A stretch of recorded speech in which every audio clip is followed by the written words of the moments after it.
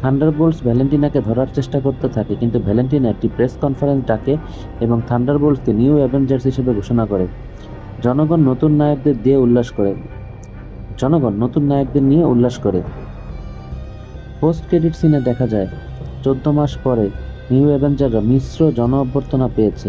কেউ কেউ তাদের নতুন নায়ক হিসেবে গ্রহণ করেছে, আবার কেউ করেনি। বিশেষ করে স্যাম উইলসন তাদের নিউ অ্যাভেঞ্জার নামের জন্য মামলা করার চেষ্টা করছে। ববকেও তার ক্ষমতা নিয়ন্ত্রণে রাখতে বাধ্য করা হয় এই ভয়ে যে হোয়াইট ফিরে আসবে। এরপর দেখা যায় নিউ অ্যাভেঞ্জার দলটি একটি মহাকাশ সংকটের খবর পায়। একটি অজ্ঞাত বিমান পৃথিবীর বায়ুমণ্ডলে প্রবেশ করে। স্যাটেলাইট নজরদারি ক্যামেরা থেকে তারা বিমানটি খুঁজে পায় এবং বিমানটির গায়ে লেখা ছিল 4, অর্থাৎ এটি ফ্যান্টাস্টিক 4-এর বিমান। থান্ডারবোল্ট নিউ অ্যাভেঞ্জার সিনেমাটি আপনাদের কেমন লেগেছে, অর্থাৎ আমার এই ভিডিওটি কেমন লেগেছে তা অবশ্যই কমেন্ট বক্সে জানাবেন।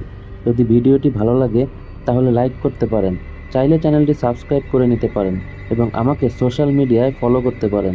লিংক আমার ডিসক্রিপশনে দিয়ে দিয়েছি। দেখা হবে পরবর্তী ভিডিওতে। ধন্যবাদ।